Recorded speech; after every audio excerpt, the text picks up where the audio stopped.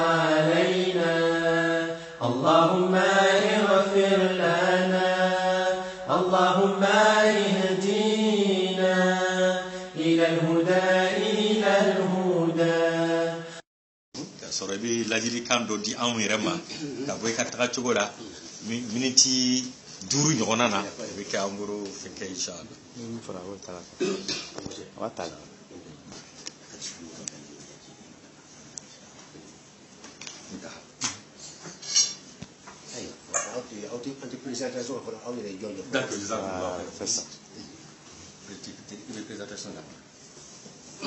Alhamdulillah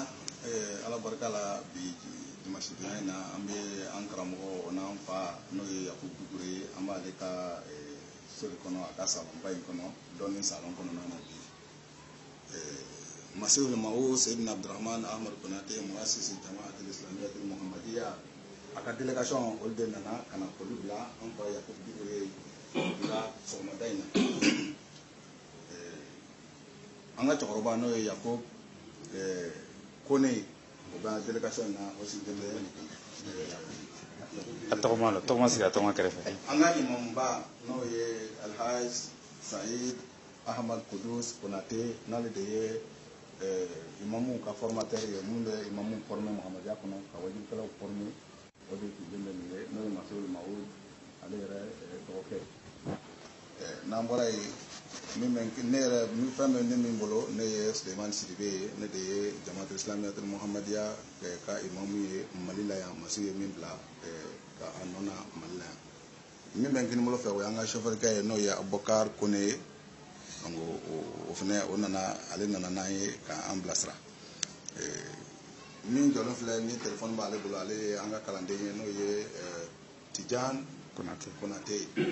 o ankara mo fene no ye Jamaat al-Islamiyya al-Muhammadiyya no ya madrasa soba o directeur ba on ye ni to ko Muhammad Sibali Dana donc tarifu ni Muhammad al-Qadir Kassan inshallah non tey antu bi fin petit minute jazakumullahu khairan kaseer comme on a bon ka shekola voilà antu ba fait la présentation que avec ladili do di an fana ma ka bɔ ka faamu na minti 5 kɔnɔna na o kɛ an b'o kɛ so mɔgɔ sama ye ladili ka yasi mun de la dina la bi dina ka ɲɛ ladili de ko inshallah ne tɔgɔ ye Yakubu Dukure n tun bɛ Sikaso ne san san 40 ye bɛɛ kɛ Sikaso min ka ca o ye dɔɔni yɛrɛ nɔni bɛ n ka karaw ni ka tɔnw ni ka fɛn fanba bɛɛ bɛ yɛlɛma sisan san 3 an yɛlɛmalen bɛ Bamakɔ yan Dawuda Bugoyi ni ye Ustaz Ibrahim Jabti loni kela do recherche kela do sibili kela do kela kerlen Ustaz ça représente ale ko kare kaite to ale fara yanje no ya ke dia wati lo so mo me amanda ya ka to ka amin ko ka conseil di awma ye conseil fula mi fo aw ye mbo mbeso do na ne basu batike dinaula basu ba islamiyya betanya yahudiya budisiya wanda dina ni malamu anyu karam kuju ka fo don wala islamiyya ko non sona islamiyya ne ta to ede ni tilala ka recherche de kan gom fo ni islamiyya so fo ni karam wala illon ka ta recherche ke est-ce que wala tinyade ka so ka mukharanatu adiyani al mukharanatu bayna al adiyani ka dino fule hal indu ka tasira nu ya fango ka yoga nu ka santa kar nu fen ka fan ba be kara e kan kar nu ya fango ka bela jiren kara ka ta soro islamiyya kilipe to ko tinyaw ka tinya dine be chere sika citola at-takbir hakli do yira limaniya ke ni soro tawfi ni tinyata mais limaniya min soro recherche ko fe mbodi masisa recherche ka limaniya ani limaniya mi tinyata kelonte recherche ko fe kana yi ka fo islamiyya de tiyayi ale de tiyayi tana yo dina wo dina ne ki bi sigi islamiyya da fa ko be deba ke be biodo dina be dina sigi ko ko islamiyya da ni islamiyya to tiya islamo de islamiyya to tiya voilà ni de danger islamo ani islamiyya bo ya ke kelini kilote ni ki be islamiyya zeni islamo yi be ko islamiyya te tiya ala kalimana ka soro tiyate ala ka do ko ni ko ka tiyate sangolo ko ni islamia hal na ya ta toga ita fa wo fa hal na toga ensemble a toga ensemble ali islam madam olaw يكرم غير الشيخون يا بيت نون الشيخ الإسلامية ما توفي الإسلامية ما تقول حل على كلام محمد لا أما ده النبي لا أعتقد لكم الإسلام كوكس عليه الإسلام الاستسلام والانقياد لله ولأوامره دون إيه على كل مدينة تو تامي ودل بحرمين دور تولا مسيحية ودل بزيزينا يهودية ودل بيهودية ولا دينة تو دل بدافع دور الإسلامية كلمة بين مغمى تالا كو على كلمة كوكس عليه nan ya dan rebina ta yoro to be ba sa be tay ani to te kele yakobi ala ko purbe mais islamaw o de islamia to mo fana so la min fe jugu de fendo ke min to ko ka khilafa bo islamaw ko khilafa min tarade o de ato jugu yo sago so islamia la be kan ka yelama ka islamia ko sago takbir o de hakikai mais o ye dine to kan yemo to bolo dine to ka papu be o ye ibe yoro wo yoro ya famu islamais et chrétiens comme majorité ma fa be parce que chrétiens qu'on a là doye catholique y doye protestant y doye nié aussi doye orthodoxe mais islam et chrétien majorité be kanyem ko ba o papu en fera ka papu ben atuma mbolo ya bambolo yo olu tato bulo o ye to tato bulo mais on ta foko boshi mona parce que fin la be ou ya long ni ba fa ka ba tamu wera islam ya jugu la di puissance ba ou la islam ya kele liko ami wala shitu la o de ka point fort bilibili bayi fo ka silamiya shila to ne ka dossier corlen doye a tenu bure to ko lan 2007 ma to silamiya bana tudu ko ka ne yere nya biya ka a tumbe fo de ko silamiya tumbe a tenu bure ka ministre kuntu la be silamiya kala likam ndesala wallahu yuridun an yutfi'u nur Allah bi afwahihim Allahu yutimmu nurihi walau kariha al kafirun non to di bi donc oui ça non oui a dam l'islamia ere be kele tuko ni ke ba fa ka fem ba yoro ni kele ba dam na ni de la ni ba fa ka mo kele donc e ka ni wala e ka fa ka bani ya ka ko bani donc islamia ba fa tuko di islamia ni mudi qur'ani oui puis qui passe sans que le qur'ani no fe ku do qur'ani ko ban pew e qur'ani ken ala yo garanti ga ban Allah ta'ala ko inna nahnu nazzalna adh-dhikra wa inna lahu lahafizun qul la ijtama'at al-insu wal jinnu ala an ya'tu bi mithli hadha al-qur'ani la ya'tuna bi mithlihi walau kana ba'duhum li ba'din dhahira tu sais oui puis qui pas amanya d'abord ya damna tumamna ko commencer ka balawi mako so commencer ka nawma ko ila kay la madukula o ya bo qur'ani nasara ko ta tafsiru إسرائيليات جامن دوان تفسيركم إسرائيليات جامن بين جانفاري دوكا الإسلامية كل وسط الإسلامية دوكا أنا ياك أنا يوفنا كندني مغيمين توكا كبار المفسرين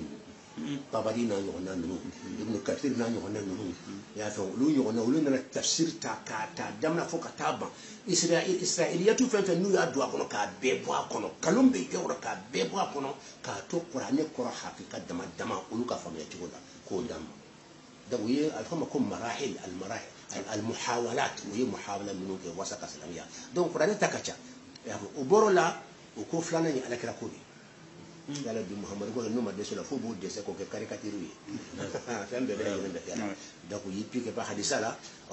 ala kan libana damma ala na chewro bo muto ko bukhari ni muslim no yono chebaw kala munun do na hadisa fana kono wolu yo be chika fam ba be chika ba kono ka tente o se dana ka salen dam do ko jiti gara unana ye ko don ko islamia ni ye qur'ane ye no ma se kanya qur'ane islamia puissance ye khalifa de parce que khalifa de mo wajibo ka baraka ni qur'ane to ko de puissance ni ken ye qur'ane mais ka baraka na yo puissance wo be khalifa donc c'est ça ça oui khalifa ya grande digo de ngole ko abi darmil islam abidu ahlahu no yitan so jija ahala france maka ka so mulo aw ba photocopie aw ni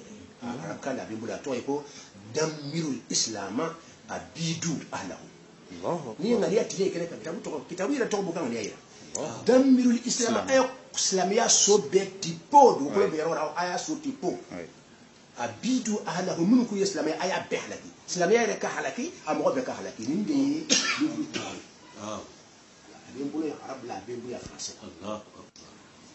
أدوري بي خطط أعداء الإسلام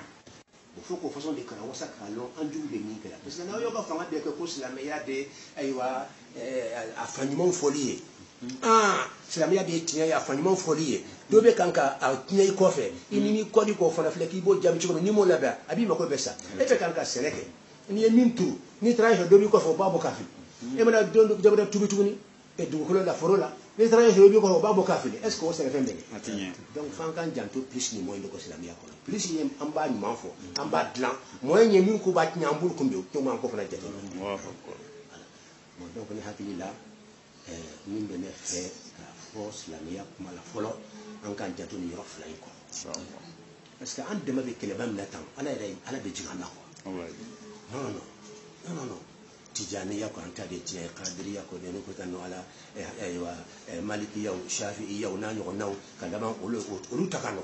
ulu mutake kele madhhabu nani mutake kele u fora nyo ko me mutake kele mais firaku de wala san shi'a ani sunna mo ani salafi ani sufi o de kele be bi sunni kele min ka jugo abe o ye fan fla de salafi ni shi'a ulu kini ka kele ka jugo kele be do ko foyi maslamiya to nya be ko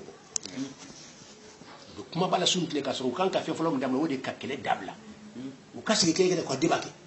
kele ti ala ko ala ifra fo ya auto nyo ko kusi abi nyo ko kusi ndi bala auto e kala nya anta e nya ya ala kala jugo ala kala kadem ni tala auto nya u wela o kasi ko debake fa in tanaza'tum fi shay'in farudduhu ila Allah wa rasul ala wa fa kele into ay nyo ko wela ko qur'an dale ka hadisa dale auto ayauta fo aya ba qur'an rajma au fa ayauta fa bi hadisa rajma bana ma obe kele jma kele inte ala doyi ala ko do te few aw nyabe kele ne suntle am be ra kele fle dongo do be nyon neni la nyon do ya so anikle tinya toy billahi tinyate ala mo fo ala ti son ala mu fo na ko ay di fo nyon ko ay si ay wuli aw ka nyon si wala aw ka daliya bo alla ma gashigriye aw ka qur'an dale be ka daliya karsa an na fo nyon ko kele ti anta fo kafiri ya anta fo mushriku anta wala bushi anta dunya fana am ba islam yamina na o ye min fo ma so de ma an ka daliya an ka qur'an ay flan bulu ni aw fana ka daliya ira min tay qur'an ka kiti kan nyon ko kele fana ala ka kiti kan nyon ko kele ka kiti kan nyon ko me kele ta doy donc o ye nasiha ba fɔlɔ ye a filanan ne yɛrɛ ka taa sira min y'o fɔ ye diinɛ kɔnɔ n bɛ fɛn kelen min kɔ recherche ba in kelen kɔfɛ n taara fɛn fila de sɔrɔ recherche kɔnɔ recherche yɛrɛ dɔw fɔ n ye ko nin yɔrɔ de ye fila ye u bɛ fa mankan fɛn fɛn i sen b'a bɛɛ la i k'i dɔn nin fɛn fila la n'i b'a ka se ala ma o fɛn fila jumɛn ye albayyinatul Qur'an a bɛ fɔ o ma ko muhkamatul Qur'an muhkamatu ye jumɛn ye kuranɛ yɔrɔ minnu jɛra pas kuranɛ yɔrɔ fila de yoro do jera yoro do majja alif lam mim o majja yasin o majja ko fana nyono be wal awwal wal akhir wal zahir wal batn shimajja donc yo on lui ama ne huwa al awwal wal zahir wal batin kale de be kene ka andi dugolembe e on amu famu ci godi e fle kene ka saka fi dugolembe ni dugole be saka fa kene o te yon taw imme ka ke kene ka amba bi kene ka o bi ka duwa nya ti fi dugolembe me e be kene ka nya bi kila ka fi dugolembe o tugni ala o be kala kene pedi mbe kene kan wan dugolembe to ulu be ka bu hakili ko ulu be do mutashabihatu ko to do mo san qur'an aya ko be ni allah ta'ala ko fa'alam annahu la ilaha illa allah wa innasu sarihi fa'alam muhammad e rekalo mo ko billi mane be jene kalo annahu ko mindo la ilaha illa fujon allah ni nasif sari ko min to allah ko di alakne on ni ko ya alay to di alaka fla ni chere tanno ala ko min to ko allah ko di alakne woni ko ke alay ni nyeri a fon bon ni le men to da allah ko fon ni alay abi ko kare sisa jodo bene bula de samba sababo o ya to da allah kan karle ni mi ya kan karan talo alay sampre de blaka na wa min talo kan karle a jare ba mula kan karle dem mo do ya den to da allah sampre dina bayna ka dimna ka jini ka ba puissance bam be nako nuko ya ala nuka faru ku to da ala ka fo ba au ka ala ko yamba so ma anya to ko allah ka ko ala ba be halek so mi ba be halek sa wala fen do be ka be ala donc ni ndasu jelewde mona fara ni islam mo jela do do mo ko so ko fo mi la ala yilla re ala wa do ala do ku yere ala o islam ya ko da mari bo kan o ni wahdatul wujudi pantheisme fi to do be ni no ataka gi ba kala ma ko so yi kala mo do yo pantheisme wax ma rafa ko wahdatul wujudi a famille ci ko sabani bala a famille ci ko do ben wulu ko fembe aladi ko ala ko huwa al awwal wal akhir ko wal zahir ko fembe kana ko aladi wal batin min duguna nu ya fi dai ba ko tinyare do ka soro alama fi ta ala ko wal zahir ko be kana ka mais min be kana kana aladi kuma kele te ko be kana ka ni mo mi sojo anna la sojo lay ko ni dugure ka sojo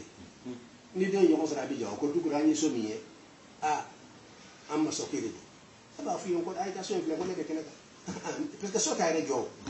ni na ma jo do ken ya jo so tina sira ro mo ndu flen ni don sira re ko ala ko be kenaka o ko ay ka mo ndu flen ala ko ko no sanurihim ayatina fil afaqi wa fi anfusihim mbena ka sema sa ya ka masiri yira wala mondu kono anaw yira kunna donc ayama naw yira flen bi ala ko ya ka ko de mbe kenaka ko akoro de aw yira maw yira da ko mbe kenaka aw ya yira da ami yaw da wode o kani hal aw ya yira mo wode be na kila akoro yede me ka ta ko no ko je fen fi ka be ala ko ma shi da ko ala ko ko ala ko iblis ko ala ko ko ala akara bare an ko jahannama ko ala ko ala abana ko so nyefe na jenya kila ko ko ala ko be ala ko fen be ala di aywa atena ko ala be ayra do tasma ko la arana mo ja to da ato da be ala donc fa kan ko sin nan wona ala kan inde be wuli ko wahdatul wujudi min nubat wa ko pantheisme ko al abdu rabbun wa rabbu abdun ko ma ko dia ka jonye ala kelinde ka yere dia yere ti kele ka nota ne bare te ba ki exemple ke mi ba lawa ko ankri ko ala dia ankri ya fam ankri de be yele maka ke alifu ye ka ke baye ka ke noni ye ka ke kelima ye ka ke muhammadu ye ka ke qur'ani ye ka ke ya fe nya abe lankri de ye mais lankri be sursu ye kele be ko de lankri donc ala de kendi sursu ye ala ye sursu comme ankri mais ayare le maka ke fe ye il faut ala mamu tuka ala ye betire la gbe lamuna ki ko ala ye bakko ki betire la maka ti te ki yere ke jene ya ke law ya ke do la law ya katla ka foki bolu tasma ko ko jumu ni be fam to tuka gagale sika fam ya hakki ni bo mo do ko sokono ka datu di dala kana mo ja kuma ka bonde Allahu akbar no do nu fa ni datu di dala o betele yilla ko ne mu ya ni ko tele ba ko ma fam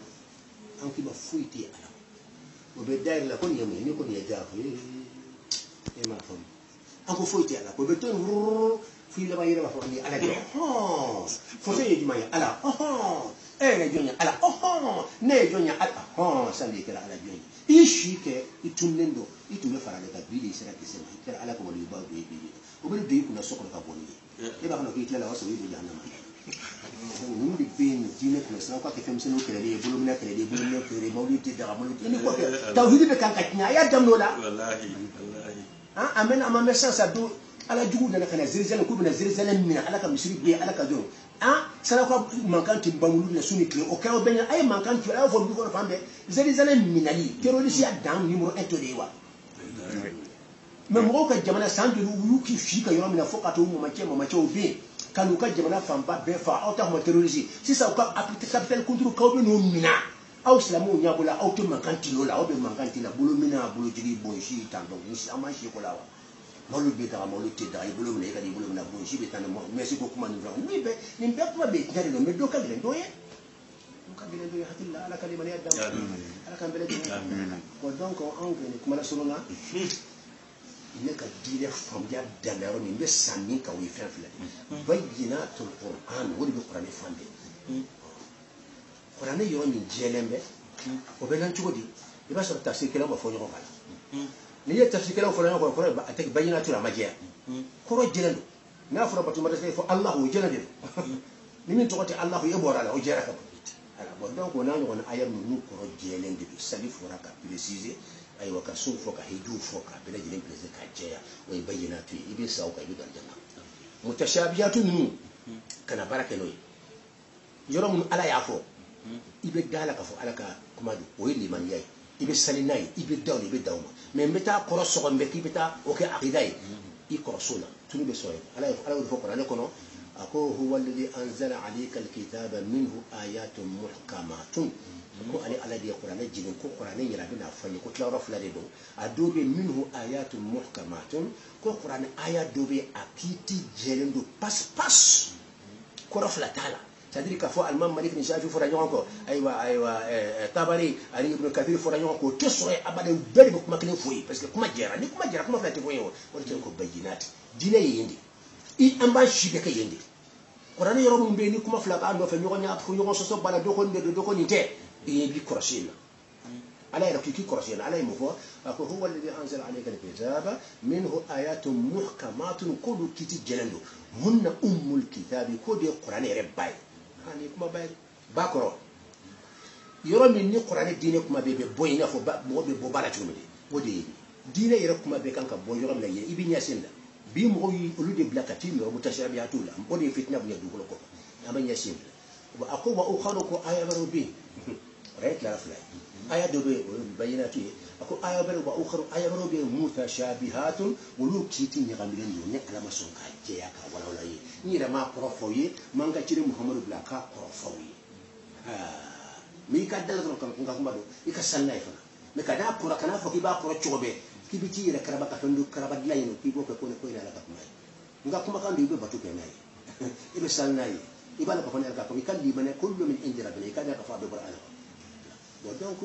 mun ala ko kan kan ko rashena ayra jafa ko wa ukharu mutashabihat fa amma alladhina fi qulubihim zayghun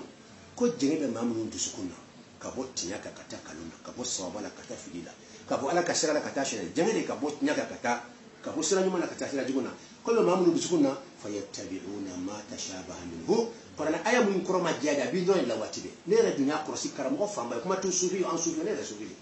amen ne sufi sharia tigi de sufi mba ko sharia ko te ko sufi be base haqiqa ko sharia kala ala kan kiso ba de anto fo ka tansa an ka sufi be base sharia ka ala ni fa trai ni fo na ni fe fo ba ko aya babula hadi sababu التكبير alors sufi yo de sufi haqiqa de qur'an ni wati la ko te ni sufi haqiqa ko rasul ban fo ye surmani de yamba sufi ko haqiqa ki be kan ka barake ni ala ka sunna minye ya famu ki kana da san felama bonjour kuma nunu ni bonjour kuma nunu sanfela nunu bolo mina ni bolo jigin ni kuruji danya ona nyo ona nunu de ko ya doide me ki kana danye a profond be weju manye o di haqiqa o di kula ala kala o di fo qur'an kono ko al on sabani maqamul islam maqamul iman maqamul ihsan to fanga islamia ko jaga islamia degré sabade ma beto fana ko islamia mo min islamia ke klebe o fili de yani e mala fuki be mo to wuri katira daro makasura ala kay sabade fo e ba fo to ma ko lute na xamul ihsan mo be ko na ko te ko li bi da mo koy e ta kala mo wonde wala donc sufi ya haqiqa niye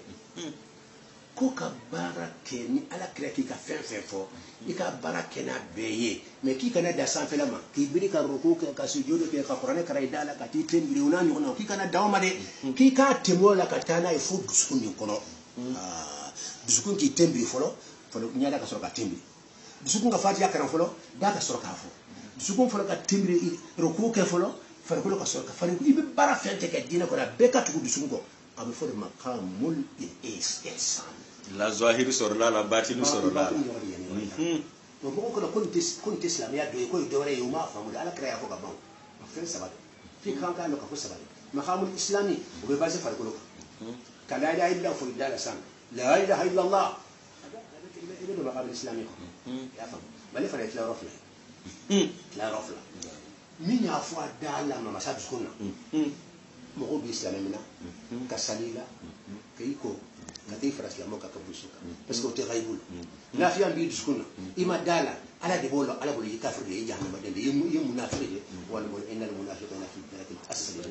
ما هم بإسلام يا منا بس كلمة الشهادة فوق بعض هذا اللي نيجي كده على كلمة أنا مغني يا فأشهد أن لا إله إلا الله وأشهد أن محمد رسول الله ما أسرع بسكونا أيام أن يبني يفون الإسلام يدوني عن يدي يعني من يندك الجلداي دو مقام الإحسان ببازي فين بكذا بسكونا فين بكذا كير لا فرق لا فرق له كافي بقول لك الصوفية حقيقة أنا ما يفهم ولا بنقول الصوفية كانوا بيبين فهم كمان نو بني كتاسر أنت مقصود لا بسي ما عندنا يفهم من الشيء شوف نعرف يوكل كفوا مقول ودي السنة كلنيه ودي الشريعة كلنيه ودي القرآن ودي حديث سهلين يصرفوه ما يكبر كني أبو سانفه كتانا يدسكون يفهم مثلا يدسكون أقربنا النور أدفعنا كني على كني من يدا بقوله بسلمانية كذا من يجي لنا كل ما هو ولا donc hakili la ne ka filana yimiye o de ye bayinat alquran o folo folo ye an-nass as-sarih as-sahih wa yadfilana o ye hadisa ko akajeya akasa meni qur'an do ati fama akajeya akasa abe fama qur'an tala akajeya parce que ni ko faka sa ga bo ba fo mo yo do qur'an na masale qur'an be sale donc alika condition ya ka fo ka sale do tala iba fo qur'an kuma kajeya wori ba wajibi an ga baraka na ma jeya wajibi tika nama yakibe baraka naye ni mutashabihatu ye ibasuma muhkamatu ni muhkamatu sonama ibasura baraka ni mutashabihatu mani muhkamatu masoma ibe mutashabihatu bla pew parce que ala ki ka tayinda ki ko ko doyma ki ko فأما الذين في قلوبهم زيغون فيتبعون ما تشابه منه ابتغاء الفتنة دونك أيوبا فلانا ودي حديثي سنة سنة رجل ما بسوما ألا ترى مين كي أفو أي ميفو أجيروا كلي لا أسرع ما جاء فنيو غنيا بلا أمام كوسي أمي تكاري بيو كي نوم يانكم نافلا لا أمبو كي ما تبي لا كوسي وجب جنب لا كوسي مهم يبنا سسري تي باما كما كان جيرا قرانه كنا أجيرا حديثا كنا أسارا كنا كلا تي باما لا كوسي بكين mais yoro mi fonyo nya kira la almam mali ko ta shafi ko ta shi au ko ta sunna ko ta ndu fonyo nya di nuka loni kele bambe sala ni fora nya ko ay ko mas'ala khilafiyya atifo masarihu atifo mabayinatu atifo makusarih ambe min fo sarihu donc ni sarihu te do ya de ki loni kala fora nya ko ida flefe ni ka dare na gribu be baraka na me tebe na busi una tila busi parce que masarihu bla na ki sarihu bla la busi de ken akila kuma jia wala ba kuma sir alhamdulillah الله أكبر جزاكم الله خيرا كثيرا أني تنصروا أنفعك كمانا نانكر مغتا على ببارك المي وانينا وكرا أنفعنا ما ورنا باي نبنا كلين فراتك كم سيدنا عبد الرحمن كناتي ويا يرا كفوكو الله سبحانه وتعالى أبسلتنا ya yira ka fo Allah subhanahu wa ta'ala ma kun nabiyyu la Isa mi tira kata bani Israila ala kwa mako bani Isa min kan nali kuma no ba kan ka fo ala kwa mako ale be ay Qur'anan ta ki kale ka yira ka fo ale be min fora cien na ba bora yere kunadi so abi to de minina way ma be bunya de minna way ba be jamal de minna way ma bin nan folo le yinina aba nyini ala fe ala ka ka ala ya bunya koso anaka silama ya bunya ani ala kira yere bunya anaka qur'ana bunya koso ala ka sampere jigande ka kale halaki ka buri akana ke sababu ye kafiri ka mogo fana sama kaka male be min fora ni ala taala de ya fo anya na shitana te ale be mogo nya ka barla ka ta qur'ana de fana ma ko tumana ba nyini ala fe ala ka le balu islamiya ye ka le sa islamiya ka kale wuri ne ala kira sallallahu alaihi wasallam ka zumarai la harabi donc amina min fo amfanya na naka karamo che wi bi istikhara ke kuma ayi karamo go yayi sufi sidna abdurrahman ahmad kudusi bi min forat fo ala yi fendo fi nyana aka ni ala kuima ko chiendo tugu chiena ni ala kuima ko chiente faraka bo chien faraka bo kalon donc am se ko dima kuma surumani aka kuma labani assalamu alaikum iya kuma giriman daile iya kuma giriman daile ne ka kuma jendo pas ya ne ko a fen to shinte so shin sigowo kalliwo qur'ani ma foro shika yau kan folo ka foni kalli amoka dalli ya famu ni ni sigola qur'ani man sigo ke dalli abada ama fu qur'ani yoro cin ko do qur'ani yoro mi jira qur'ani ko na banna fen be fo ni sari hote ni sahi hote nte taw ni am dara qur'ani fi sa qur'ani ko ma ko be isa mi ma ko bato e maryam isa no maryam bo aw tan sano min ko kale isa yo o bato ma fe ko bato jazakumullah komi ye sufiye ne ka biriya la sufiya la fen caman be famu ala kira muhammad al-mustafa sallallahu alaihi wasallam aka muso bela jeli mu'minu bade qur'an bu fanya annabi wa aula bil mu'minin wa azwajuhu ummahat amba don fana minno ye maryama ye isa ba allah subhanahu wa ta'ala de kali furusi ala kira donc a doni be ala tira ka muso la comme farauna ka muso asiya fana loni be ala tira ka muso la harado donc nan tara batinu na comme ye batinu ye mumini be la jele ba de to be ko maria mumini be a be la jele ba de to be ko maria parce que ala tira sallallahu alaihi wasallam ka muso ala taala yi fusi ya mais nan tara zahiru la amba foko abdurrahman ahmad kudusi konati abato obi ko fatima fusahara voilà nantara swahili na batinu na abato le ko maryam ba fana nyana alhamdulillah batinu zahiru ala mam la kan kan beso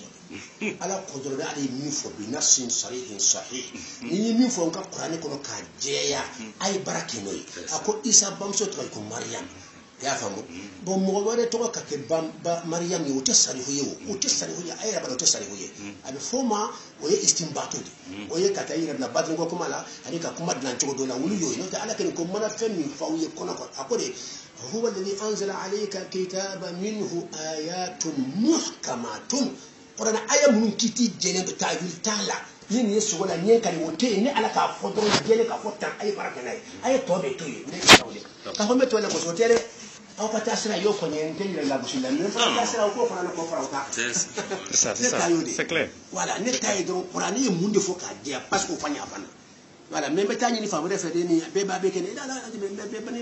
beba kere mariam ni amin afana mi fa be saka ko foke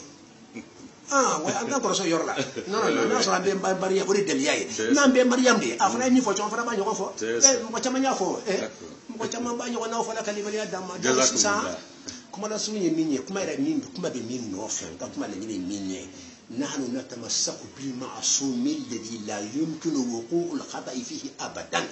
فهمت يكون معصوم نبودي نوف كما يرباير في أبودي فيه معصوم يجمع فهم من غرانتي لم يكبر فيلم أتشيل فيلم سكادوالا نين كما يبيع فيلم سكادوالا نسمورا فيلم سكادوالا نين كني فيلم سكادوالا إن فهم بفهم أشوف فيلم سكادوالا بلا فيلم سكادوالا فهم فيلم جمانا أنا يرمنا كما كان من فوق أجيا كفوق قرانة كنا نينبتا إبرولا بنا كما توبة توي وينك أترسل وفلانا يجمع يه ودي فلانا على كلام محمد يفهم يفو دين كولا على يفهم جكاكا أي من نفولا وفلانا معصوم دي على كراتيف لولا أبدا فلا كراتيف لندو بس أم بتوه فين فولا إسكا أو كشيء معصوم ده ما فكوله أبي فهم نفو معصوم ده شيء هو توه بمن فولا دنا كنا المام مالك وتشافي كوتا مشينو أو يمين فو معصوم ده كرامو فيه بدنا كنا نيكونكو تي كم تي معصومي دو كل كرامو به هل يسمونه كنا ردو هل نيجي يدي يتي معصومي معصوم على كلمة كما كان دي أنا على كلمة كما كان donc fɛn min ye maasum ye ka baara kɛ o de ye wajibi ye mais fɛn min tɛ maasum ye ka baara kɛ o tɛ wajibi ye i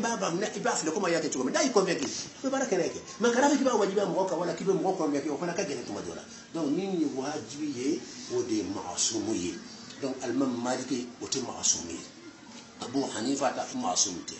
shafi ahmed hanbali ti maasum tɛ an ka wali yu ba fɛn tɔgɔ bɛ fɔ la si tɛ maasum ye mɔgɔ ba fɛn bɛ dugukolo kɔ ka kelen tɛ ko maasum don wani kelen bɛ bala ni maasum da ka di ne ye sare ko do fani n'a sɔrɔ ta ye maasum de jazakum ne bɛ yɔrɔ fitinin min kɔ peut-être n ka kuma teliya kosɔn i ma se ka n faamu ele ka la anw ka imamu na o tɛ laɲini ye danayali min bi i n'i ka ala ci ka kuma in faamu danayali min bi ka ala ci i ko i ye sufi ye i y'i kome ka sɔrɔ ka na ko a bɛna ziyara kɛ ala wele i ka faamu an n'u ka imamu ta bila kɛrɛfɛ ala wele ala cɛ dɔ de ye nin ye a ko ile ala le bɛ kuma n'a ye a ko anw ma ko nabilayi isa min cira ka taa bani israila ko a sara a ko min ka kan ka na ko ale don ala n b'a fɛ i b'a yira n na cɛ ni jɔn don e ni se ka balo i ka kuma faamu kosɛbɛ voilà ne tun bɛ bamakɔ yan ne tun bɛ jumɛn ye ile de ala ci ye sisan ni ala ye min f'i ɲɛna i bɛ baara kɛ o et puis i b'a n'u informer o la i ka faamu lɔnni kɛtigɛ i di ala ci ye lɔnni ko bɔra a la ala yɛrɛ bɛ hayibu da yɛrɛ ye k'a f'i ɲɛna abdurahman ni jɔn ne ka laɲini de y'o ye sisan ne tɛ sɔn nin ma mun na ne b'a fɔ i k'a fɔ n ye ala ko yɔrɔ jumɛn ko n'i ma da maa min ye i ka sihara kɛ ni ala ka yɛlɛ ka fɔ nin de ye tiɲɛtigi ye ala fɔ yɔrɔ jumɛn i k'o fɔ n ye tayyib i k'a dɔn ala kira muhammadu mustafa sallallahu alaihi wasallam ale le istikhara kala sahabaw la comme suratul fatiha bi kala mɔgɔw la cogo turabuci ti bɛn an ye kolonifiri ti bɛn an ye maintenant ko an bɛna voyage dɔ kɛ voyage n'an bɛ fɛ k'a dɔn hɛrɛ b'a la wa hɛrɛ t'a la a bɛ ɲin'an fɛ an bɛ se ka istikhara kɛ an ko an bɛ don baara dɔ la an ka hɛrɛ b'a la wa an ka hɛrɛ t'a la a bɛ jɛ an bɛ istikhara kɛ an b'a fɛ ka don furu dɔ la an ka hɛrɛ b'a la wa an ka hɛrɛ t'a la a bɛ istikhara kɛ mais mɔgɔ dɔ k'a yɛrɛ ko fɔ a tigilamɔgɔ sɔbɛ don mɔgɔw tugula kɔ an bɛɛ fana ye ala ɲinibaga de ye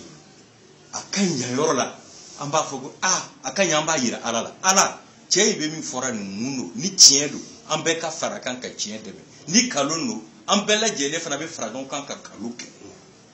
o le ne ka laɲini nin ye ne ka kuma nin faamu kosɛbɛ. Ko kala wasi anya be ɲɔgɔn na kutu Allahu akbar. ina li ɲana kutu Allahu akbar. ene ko tew ma ete dimine te dimi an kan ka kɛ leçon ye karamɔgɔ tɔw ma kalontigi bɛ dimi da a t'a fɛ ka débat kɛ ne y'o de fɔ n ko fo débat de ka daminɛ Mali kɔnɔ tiɲɛ ka se n b'an si kɛ tiɲɛ tɛ lɔn ni de tɔ ye ko débat mais e tɛ dimi i bɛ yɛlɛ la ah non non ne ni fa cɛ tiɲɛ na mɔgɔ n'a fa cɛ a n'a karamɔgɔ dimi ko tɛ. bon sani bɛ diya ɲini de b'o la istikhara kɛyɔrɔ de bɛ yen i y'a fɔ min na a tɛ kɛ abada c'est à dire ala yali nin ye ala ni bɛ isa ye wa ni i ye min ci laban na o de ye nin ye wa istikhara yɛrɛ tɛ ka kɛ o la o tɛ daga abada fɔlɔ ne bolo haram haram munna c'est à dire istikhara bɛ kɛ ni ala ma kuma ni ala ma kuma yɔrɔ min na i t'a dɔn i bɛ istikhara kɛ mais ni ala kumanen kɔfɛ ka jugement f'i ye i bɛ mun istikhara kɛ tuguni o tuma ne fɛn fɛn taara yirila i b'o de to yen ka ne ta to k'o de kɛ wa istikhara tɛ daga abada fɛn na ala ye fɛn min juge ka ban ni ala ko saliwati ye saliwati 5 ye mɔgɔ tɛ istikhara kɛ ko dɔ ko wɔɔrɔ dɔn est ce que juma ye tiɲɛ ye ni ala ko fɔtigi jɔ ko 7 ye mɔgɔ tɛ istikhara kɛ est ce que min ko naani don tiɲɛ wɛrɛ tiɲɛ tɛ non sariya mana fɛn fɛn fɔ k'o juge istikhara t'o la abada ne bolo istikhara tɛ kɛ abada i filɛ ka fɛn tɔ min fɔ nin ye mɔgɔ tɛ fɛn minnu lɔ i tɛ fɛn minnu lɔ o ye juma ye ala yɛrɛ m'a juge ala kɛra m'a juge e yɛrɛ t'a jaabi lɔn a bɛ ko dilan mais ni jaabi lɔnnen don ala kuma na ka ban ka jugement fɔ i bɛna mun fɔlɔ tuguni a tɛ daga kɛ n'i ye istikhara ko la don istikhara ala la de parce que ni ala kuma ni fɛ ka ban e bɛ taa istikhara wɛrɛ jumɛn kɛ tuguni ne ka kuma kɔfɛ i tɛ fɛn min lɔ i bɛ istikhara ko de la ala ka limaniya d'accord an bɛ taa fɔ ko ma dan na karamɔgɔ cɛ ka baro ka di yala ni mɔgɔ sɔrɔla problème t'a la alhamdulilayi problème t'a la ni mɔgɔ dɔ sɔrɔla bi a tigilamɔgɔ tɔgɔ bɛ ko Isa et puis a bamuso tɔgɔ bɛ ko Mariam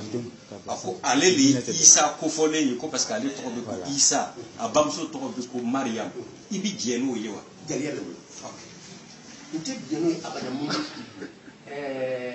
hadisa sahalen caman de bɛ yen ko min tɔgɔ ye Isa ibn Mariam o tɔgɔ fo ka fɔ kuranɛ kɔnɔ de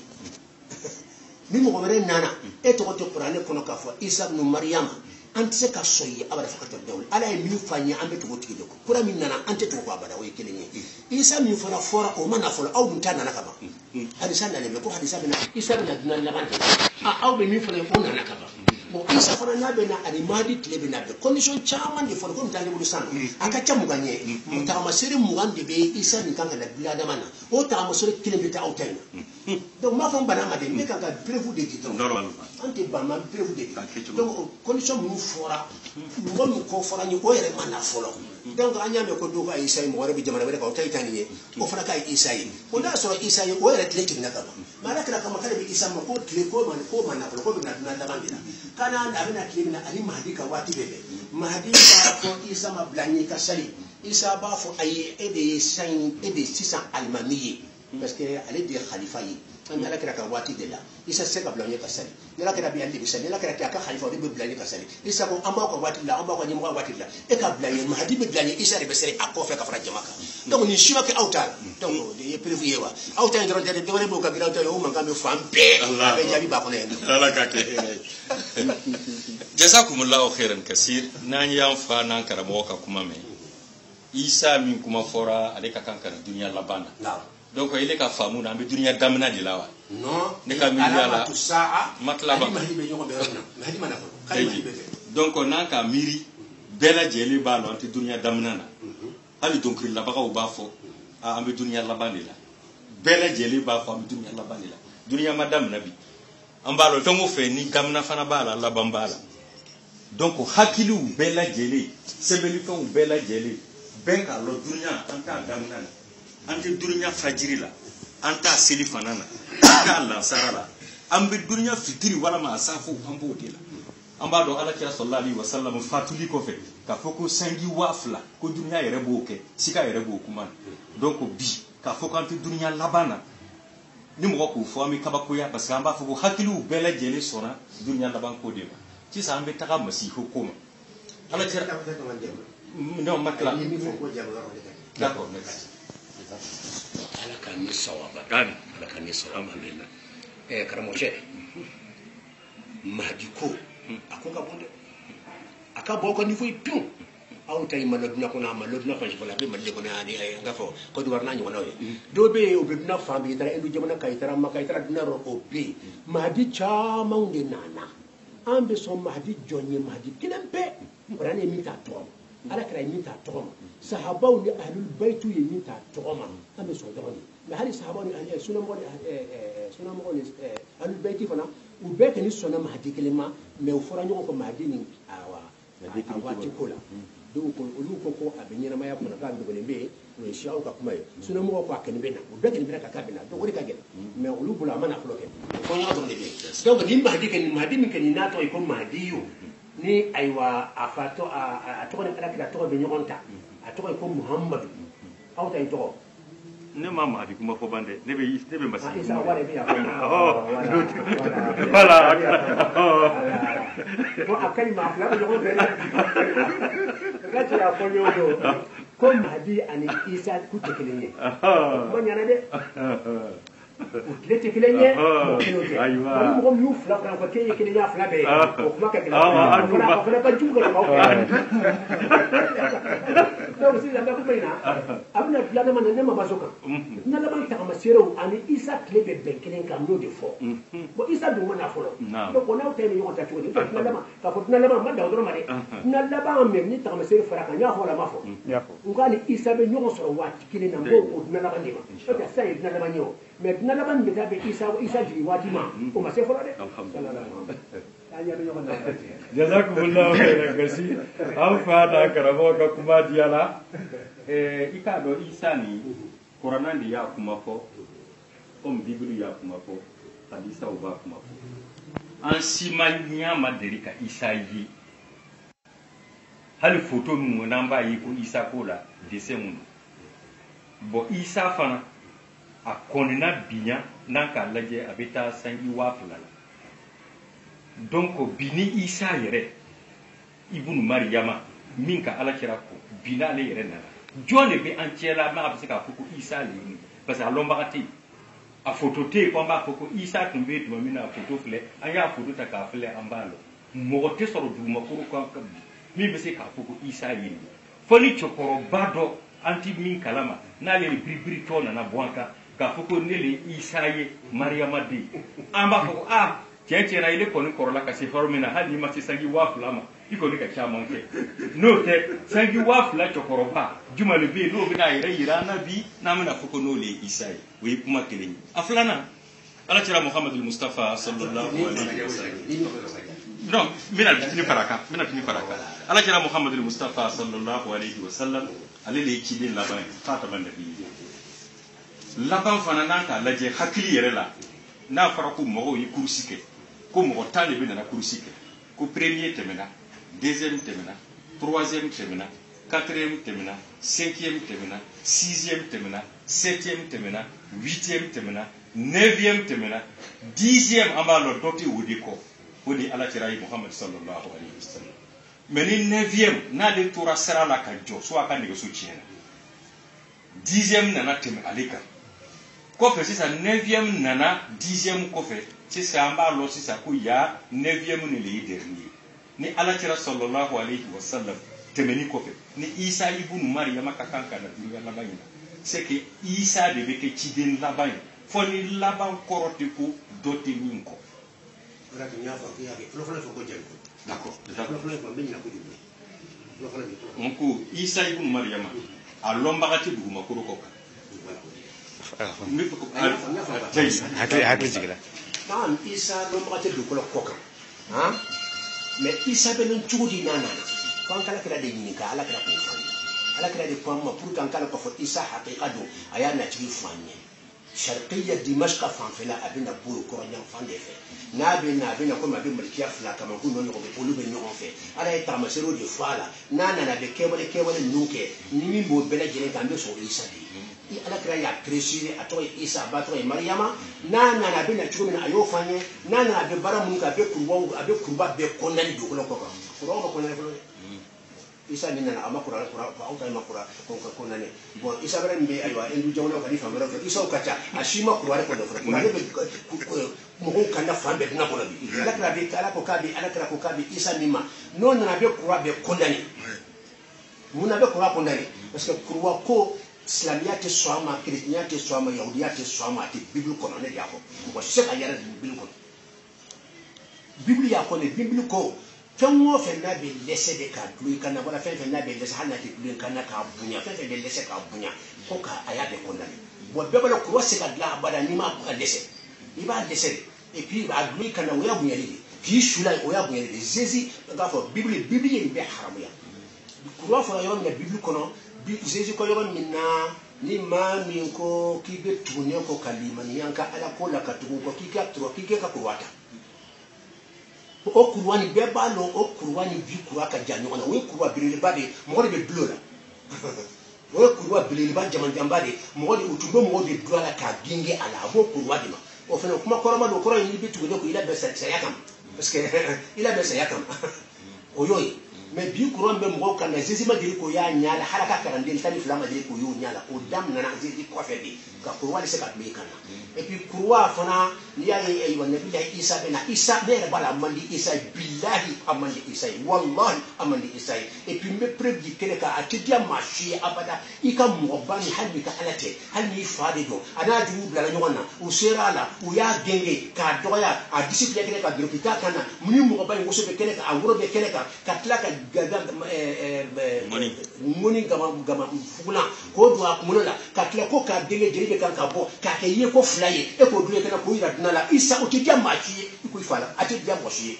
tu ko ma ke soma ne da ke teso kan fa wuri da dugo dum machila mun fa disi ka ira ma kuma ta kono baro be kene ka ko sin tinde bana ko ira dinala aka bunya fonta haqiqatan donc pre wolon la de bulu bidu ko wolon la nya be ke kaset dola ka fo kuwa abina karika da kuninka kumba de bala ala kali dalil aqli bala dalil naqli bala ya fa woni donc be kuma na minka Isa minka iko kate lo ne bla de lo e bula te lo ne bla de lo abelo puto abelo chuko di minko kate na ayema kutu fani nana abena chuko ina abena ni yora ina abena ninke abena ninke ni nana ko kamba fo ala kare ma be ni ma se ko ke amba fo ma di munun nana sa fulai nga fo Isa munun nana o ma se ka kurwa bodna ko o ma se ka kurwa ko ndale atnyama na be kurwa be konne parce que abeni ko defo konne be badla ale ka bunya tala ale ka bunya fuitala parce que famere kurwa be mun dafa ala ka di maniya dan donc bible yero kono ka fo be dine la busla o tere wallahi kan la yini ka ko la nanya miri fenda ma kene be dine to kono ya famu islamia ka defo mu islamu de defo chamanke defo de islamia ya famu mais dine ko mo ye fendo ko ka juwe shi yake mai ya famu we dimanye ina fo sansa qur'ane sisan ya la qur'ani ala ka kuma kan Allahu mu'min ba kono wodi ya ni wodi ya qur'ani wodi ya linyere Allahu bi qur'ani ko ni ya boy sa hadi patu gara tinda ala ka mo foita be ka kuma ganza ni wodi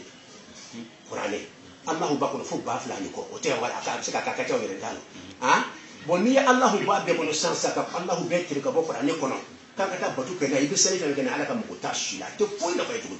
woni woni luka livru ko luka livru ko bible ko luka Allahu wodi yawe uba ko yawe amba fa ga ko ne ko Allahumma ko Allah uba ko Allahumma ka livro ko yawe o yawe be yoro wo yoro fa ba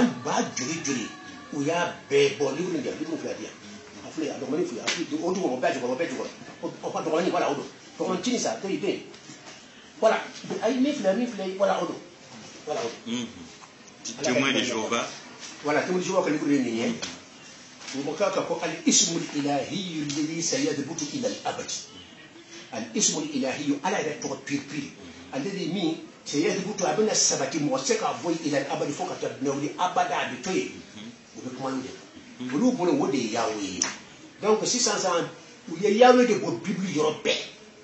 quand adam na fo kata ba ya be boy ka mo wala plan wala no ma fo seigneur ba fo internet mo fera fo ina o ya boy bo allah mo na bo ka kuma kono ka ba ato batu se ka kenai ate fonya tu fi kala to de seri wodi ya lumière wodi ya puissance wodi ya courant et puis ko vagon akumulo de allah ya fa woni bo don ala kalima ya damma ka fo zizi be na kurwa karli kama ala kala woni fo haqiqa ka haqiqa de shika shikala donc minnu nana k'u ye Isa ye u ma nin baara kɛ fɔlɔ o de y'a to an tɛ sɔn u ye an ma sɔn u ye ma an tɛ lagosili kɛ. non i ka kuma la vraiment lagosili den kelen t'i ka kuma la. i ye kalon tigɛ o de ye kojugu ye. lagosili den kelen t'i ka kuma la.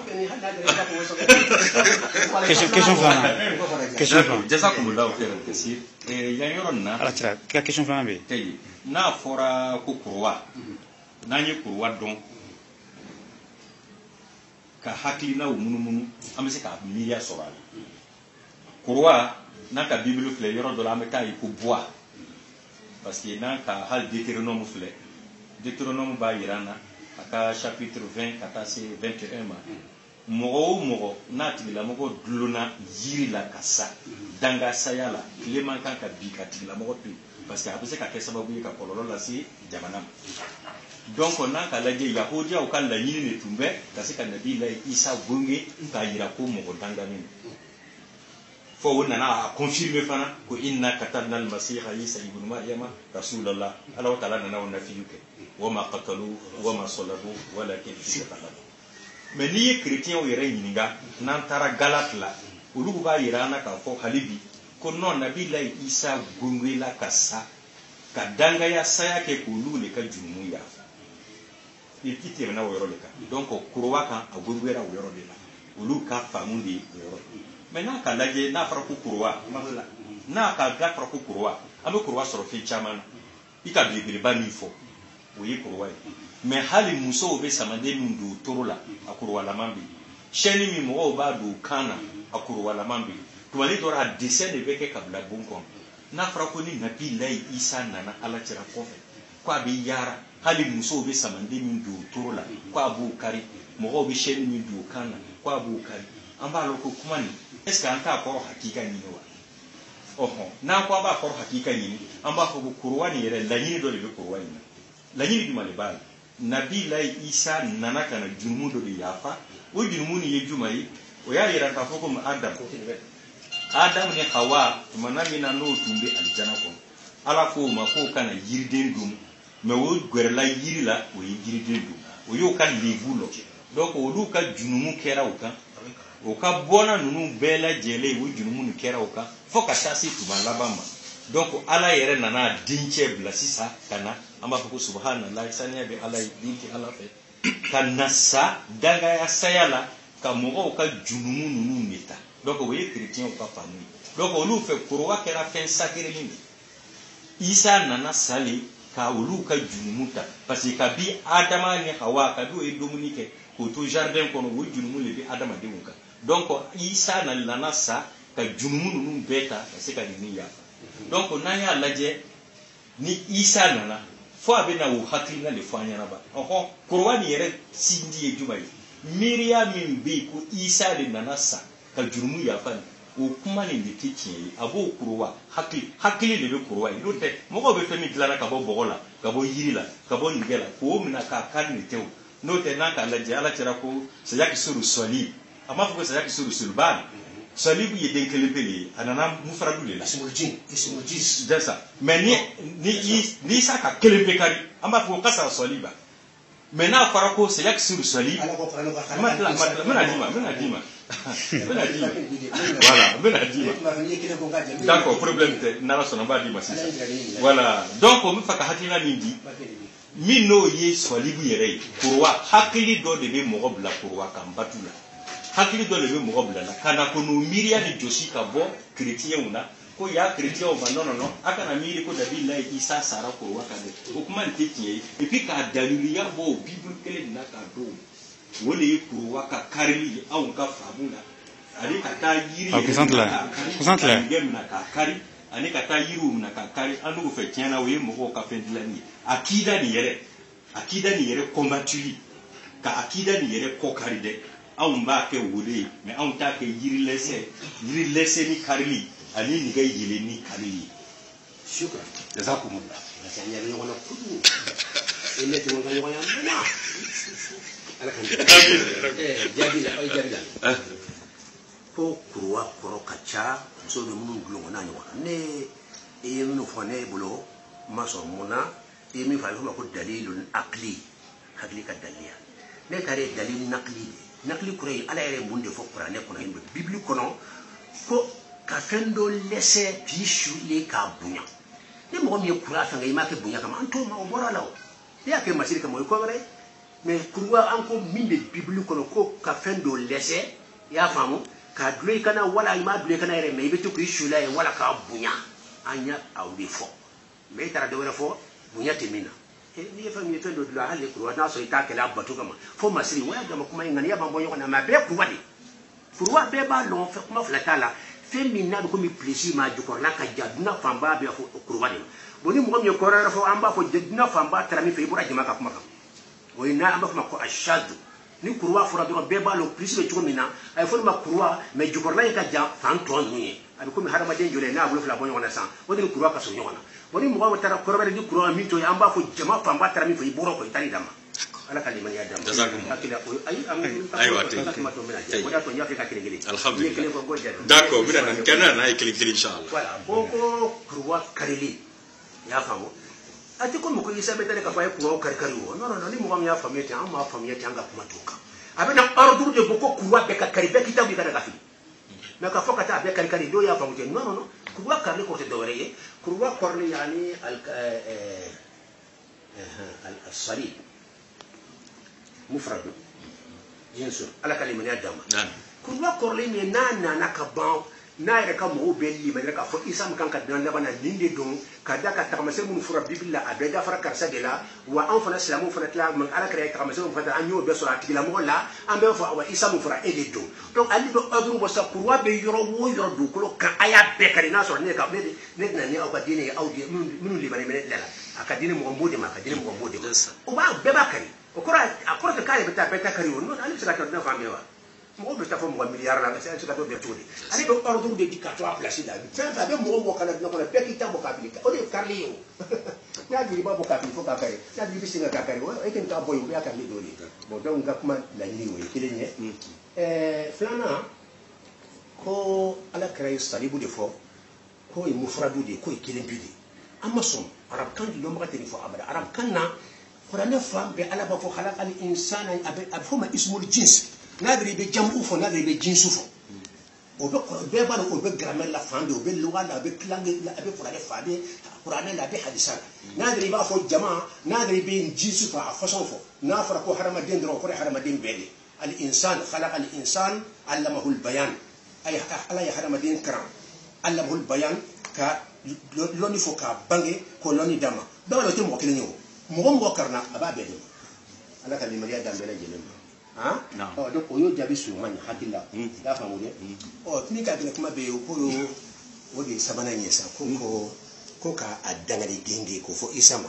ne kɛlen ne ko k'a dangali genge i y'a fɔ kuma ko yahudiyaw k'u sɔnna ka dangali genge wasa k'olu sauver olu ka kisi nasara yahudiyaw ayi yahudiyaw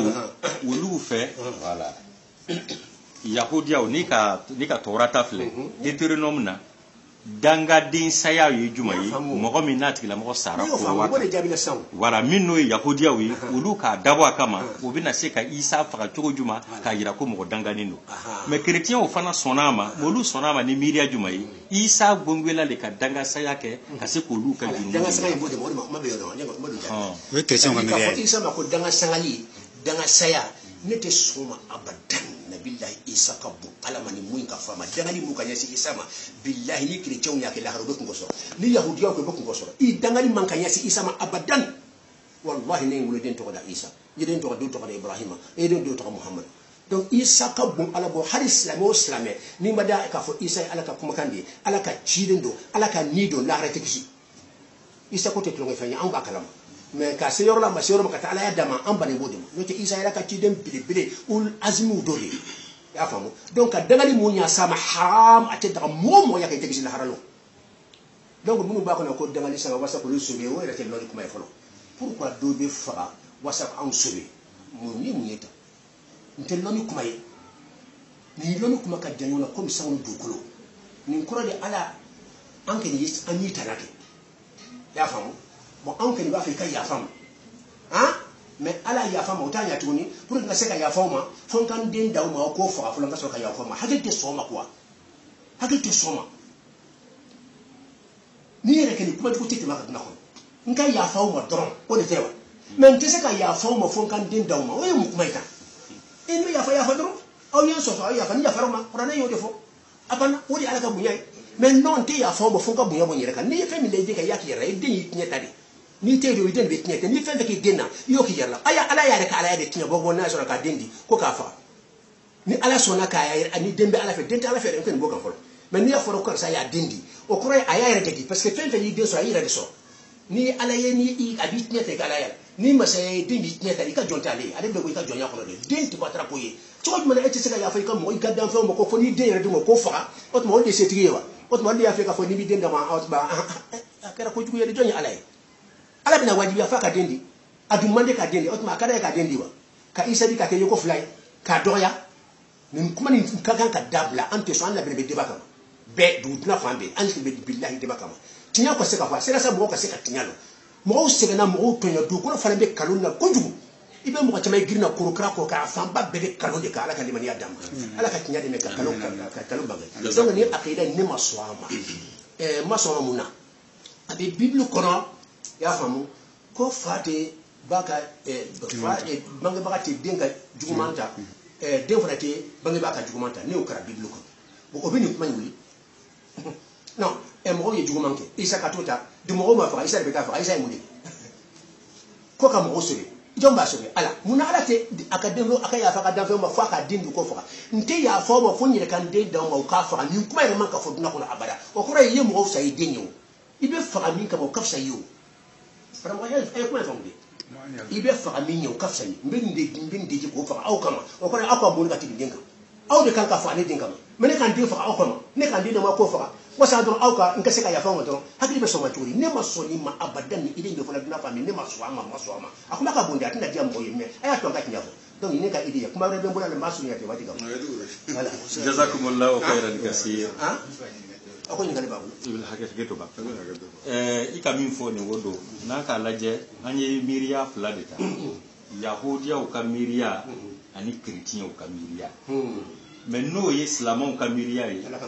min n'o ye silamɛw ka miiriya ye min n'o ye adama ni hawa ye u ka jurumu ma bila o den kan kuma t'o ma den ma o ye fɛn min kɛ ala yafaraw ma kuranɛ kumana o mais an bɛ miiriya jumɛn de kɔ yahudiyaw bɛ mun fɔ mɔgɔ la mɔgɔ min sara korowa kan kerecɛnw bɛ mun fɔ mɔgɔ la mɔgɔ min sara korowa kan donc jaabi tɛ nin ye wala jaabi tɛ nin ye an fila bɛɛ bɛ ɔni kelen na yan wala an fila bɛɛ bɛ ɔni kelen na yan n'an y'a lajɛ bibulu yɛrɛ kɔnɔ n bɛna d'i ma n'an k'a lajɛ bibulu yɛrɛ kɔnɔ isa ma fɔ yɔrɔ si ne bɛna sa korowa kan k'aw ka jurumu yafa o tɛ bibulu kɔnɔ mais mɔgɔ dɛrɛla ka isa ɲininka mɔgɔ bɛ sankolo sɔrɔ cogo di comment on peut avoir le ciel danforotigi dɔ nana a ye isa ɲininka o la isa ye sarati min d'a tigilamɔgɔ ma fo i ka la ala ka kelenbagaya la ka ala kanu k'i mɔgɔ ɲɔgɔnw kanu o ko mun n'an ye mun kɛ o kɔfɛ a ko a tigilamɔgɔ a y'i banba a kana fila ka fɔ ala ma a kana jinɛya kɛ a kana sonyɛni kɛ a y'a bangebaga fila a y'o kanu o y'a ɲininka tuguni a y'i sa ɲininka tuguni o kɔfɛ juma a ko fɛn o fɛn b'i bolo a bɛɛ lajɛlen di fantanw ma la comme ça i bɛ sɔrɔ ka tugu na sagabaw yɛrɛ ko a ko nin man nɔgɔ isa ko fɛn dɔ bɛ yen tiɲɛ na a man nɔgɔ adamaden ma mɛ a ka nɔgɔ ala ma n'o tɛ naforotigi ka don alijana na a b'i n'a fɔ mɔgɔ min ko ɲɔgɔmɛ n'a kɔdonni ka tɛmɛ misɛnninw fɛ donc n'an b'a lɔ isa yɛrɛ ma deli k'a fɔ ban bibulu kɔnɔ ne bɛna sa k'aw ka jurumu yafa donc yan yɔrɔ la an bɛɛ lajɛlen bɛ hakilina kelen kan ne ka kuma bɛ yɔrɔ jumɛn kan sisan komi an ka kuma na isa min ka kan ka na f'a bɛ ɲagama ye di ko durunya kuruwa bɛɛ lajɛlen ye bonya n'an ye kuranna filɛ alakira sallallahu alaihi wasallam ka ko la a fɔra kul jaa al-haqqu wa zahaqa al-batil inna al-batila kana zahuqa donc alakira nali ye tiɲɛ nali ye ko bataraya bɛɛ lajɛlen cira bataraya bɛɛ lajɛlen halakila mais alakira ka tuma na dɔrɔ bɛ min alakira ka tuma na jinɛya bɛ kɛ alakira ka tuma na sonyɛni bɛ kɛ alakira ka tuma na boli bɛ batu pourtant ala de ye nin fɔ kurannaw kɔnɔ ala cira min ka bon ni ciden bɛɛ lajɛlen k'a fɔ ko ala cira sallallahu alaihi wasallam ka nali ye tiɲɛ nali ye bataraya yela bataraya tiɲɛna mais ka ta ka bɔ ala cira ka tuma na fo ka se bi ma bataraya bɛ sigi donc o ye ka ɲininkali fɔlɔ ye a filanan ni isa ibunu mariyama n'ale nana bi ale de bɛ kɛ ciden laban ye mais ala cira ka ciden laban ya o bɔra a la parce que laban kɔrɔ bɛ ko dɔ tɛ min kɔfɛ donc kabiriya la ni ka jaabi di nin na komi seri wagati sera an bɛ sɔn ka seri ka sɔrɔ ka fara ɲɔgɔn na.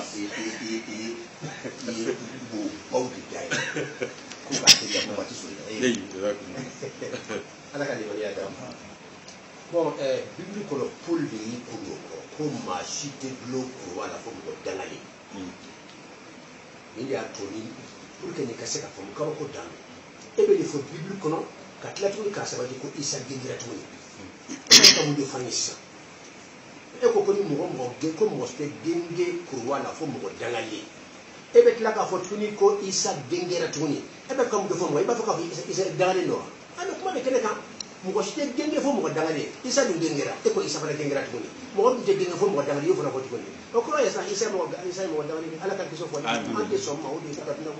o de y'a to mɔgɔw b'a kɔnɔ ko silamɛw k'i janto isa ko kɔ parce que silamɛ caman bɛ isa ko kɛ chrétien ka ko de non anw b'a fɛ ka isa bonya ka tɛmɛ diɲɛ bɛɛ kan an b'a fɛ ka isa kan ka tɛmɛ diɲɛ bɛɛ kan an bɛ anabi bonya olu azimi dɔ de don wallahi fɛn fɛn silamɛw k'i jan an k'o fɔ silamɛw ye parce que silamɛw ye isa ko kɛ diinɛ wɛrɛ mɔgɔ ka ko de ye k'a sɔrɔ ala kira ye isa ko fɔ an ye k'a daraja fɔ an ye k'a tema fɔ an ye k'a yira k'a fɔ ale de ka so ka tɛmɛ anabi caman kan n'an bɛ ala kira k'a to ala kira ala ka limaniya d'a ma donc o yɔrɔ nin paul de y'o kuma fɔ an bɛ tɛmɛ o la ayiwa bakul ja alhaq wa zahaqa albatil arab kan ka gɛlɛ karamɔgɔ cɛ an kan kɔlɔsi fɛn caman bɛ kɛ maadi ka sɔrɔ maadi tɛ o ka ca an b'a fɔ sallallahu alayhi wa sallam sallah ye fɛn maadi de i y'a faamu o kɔrɔ de ko tuma ala ye saratu kɛra ka tɛmɛ a kɔrɔ t'o ye o a kɔrɔ de laɲini bɛ ko ala ka saratu k'a kan an bɛ tila k'a fɔ rahimakallahu ala hinɛli la a kɔrɔ ta hinɛ la o a kɔrɔ de ko ala ka hinɛ la ala ko kuranɛ kɔnɔ a taa amrullahi ala ka ko nana ka ban o ye lahara tagamasiro de ye o kɔrɔ a surunyana de a ma na fɔlɔ donc kuranɛ kɔnɔ maadi nana yɔrɔ caman ka sɔrɔ a ka laɲini tɛ mutari ye donc ne n'a fɔra ko zahaqa albatil awai ka sɔrɔ maadi don ka sɔrɔ laɲini tɛ maadi laɲini ye mutari de a bɛ na kɛ donc ne yɛrɛ ko wa zahaqa albatil fu kɛni o tiɲɛna ka ban o kɛni o laban ni mahadi nana sikasi tɛ o bɛ ti kɛnɛ kan a bɛ laban silamɛ de bɛ laban ka fanga sɔrɔ dunan kɔnɔ sikasi t'o la isaw bɛ na tuma minnu na mahadiw bɛ na tuma minnu na i y'a fɔ ala ka limaniya d'an ma o tuma ni mahadi yɛrɛ kɛni nana a bɛ dugukolo fa a dilan kama muli a jawuran o de fɔra hadisa kɔnɔ a bɛ dugukolo fa tilen ɲɛ dilan i b'a fɔ dugukolo kun fara cogo min jɛngɛ tunuli la ani tilen baliya la donc ni ala kɛra ko wazahaqa albatil a bɛ laban de ma a bɛ ne ka ŋaniya min ye ne ta ye min ye a bɛ laban de ma laban ye silamɛya taali ye bi kɔni silamɛya dugu bɛ sanfɛ mais silamɛya laban zahaqa albatil bɛ na bɛɛ b'a ye ne y'a faamu ten o sabanan ye min fɔ ka jugu a bɛɛ ye ko isa ka kɛ laban ye sa cɛ ni isa kɛra laban ye ko tuma ala kɛra ka kɛ laban ye kuma tɛ ne yira la ni isa kɛra anabi laban ye ala kɛra muhamadu kɛ laban ye an ye min fɔ isa ka kɛ laban ye a kana kɛ laban ye kuma t'o nɔfɛ kuma bɛɛ ala ye mun fɔ a kɛra ye mun fɔ c'est ne y'o de fɔ kabini kuma daminɛ ko ne ka akida ye min ye bayyinatul qur'ani was-sarihu as-sahihu min as-sunnati an-nabawiyyati nin ye différence ba de ye mɔgɔw ni ɲɔgɔn cɛ bɛɛ n'i ka faamuya cogo dɔ de bɛɛ bɛ sira dɔ de faamu ka taa o fɛ mais ne ye min faamu n t'a fɔ n t'a de tiɲɛ dɛ mais a ka kan a ka lɔn ka taa sira in min kɛnɛ voilà a ka lɔn i y'a faamu dɛ bon donc ni ala kira de anabi lamɛn hakili dina bɛɛ b'o kalan parce que waƙi yɛrɛ la ale nana laban hali isa bɛna wala kula yɛrɛ min nana laban na o isa ala kira muhammad o tɛ wa n'o muhammad kelen ko ma ko mɔgɔ dɔ bɛna n kɔfɛ a tɔgɔ ye isa a bɛna nin kɛ a bɛ nin kɛ e n'ale ko n ko ka ban dɔrɔn c'est fini o tɛ se ka ala kira ka anabiya n'i y'a ye an sɔnna ko ala kira de y'a fɔ ko ala kira ka anabiya de y'a to an sɔnna ka isa ka nali sabati an ka sɔn k'a fɔ isa bɛ na kun wɛrɛ tɛ dɛ anabiw ka laban ni ye anabiw ka laban ye o de ko k'a bɛ na ni ala kɛra ka anabi laban tun tɛ an tun tɛ sɔn isa ka nali ma o donc n'i y'a ye an sɔnna min b'a k'a fɔ isa yɛrɛ ala kɛra de ye anabi laban ye parce que ale bɛna min fɔ fo ka taa dunan wuli o de bɛ kɛ donc min bɛ na n y'a tun kama isa bɛ na a bɛ na a ka a yɛrɛ ka anabiya dilan anabiya fɔlɔfɔlɔ in tɛ a bɛ na ne kɔfɛ anabi wɛrɛ bɛ na n kɔfɛ o bɛ ne ka anabiya wuli k'a préciser mais an ma isa ka anabiya fɔ k'a ko isa bɛ na ka na ko dɔ de kɛ a tɛna nabi ɲuman yala wa a m'o fɔ abada akoko isa be na kanene ke kanene aya fotan ako no ka fi ado bukhari ko chumi la yushi kanna an yanzila fi qulub maryama فيكسر الصليبة ويقتل الخنزير ويدع الجزية ولا ويدع الجزية. طب أنا كرا يفوتني أي النبي لبني إسحاق النبي فلودو فلادو مغودي بوتو ناكنا أنا كرا مفهوم بشي مغودي بكرة كفين دوفر أنا كرا كوبا كان أما ميفو ودي كوجو بدي دينا كنا أنا كرا باكما تقول النبي دو نا يحكمنا تقول كان كرسي نا ما ميفرا كان كافرا لوني كلا كوبلو دي أنا كرا نا تونكو النبي بافاي النبي أفو أما النبي أفو أقول والذي نفسي بيده من كلي مثلا على كران لي بمثلا بقولوا لا يوشكن بكريا ان ينزل ما بيجي كان بكريا هل ساي ماي ايه ده كما كان بدنا لا بقول لا بكريا على كران اللي بيجي كده بقى اما كان بكريا كان لا يوشكن بكريا ان ينزل فيكم ابن مريم دين كان وكيرا بس كان يكون مريم دين قران لكم هي على كران اما سو كاتو فاي مريم دين فو كو بعد بالا بس القران يقولوا نافر ابن مريم وفلا او تكفوا مفلا بدنا moi je sais que nous connaissons que Maria Madini on te parler fouiller il va faire de d'ailleurs là parler to fo mo tino ki Maria Madini isate wala to ala telefone tu bira ko ale ko ako ibnu Maria Madini fa yaksir as-saliba ka bi kuwa ko e ka ba kondele me ka takle ne ka kari aporo ya ni to fo ka taka bara donc c'est le club il y a 1900 isa ka ke andi bi yalla ala kira e mo fofo amo ya ka kuma ko hali ala kira ya fo ko ni ala kira de ya fo aleka annabi Allah manya dia to ka kuma so le kan amana ka fo isa be na ka fo abina kede alakira nyoy abina ke annabi qur'ane kitabu drama chuko mina kitabu be dia fana ma ne ka sharia islamiyya afana be aka dine ni ani sharia kuna do binanna ni mo be mo kan kan be jete akira man shifo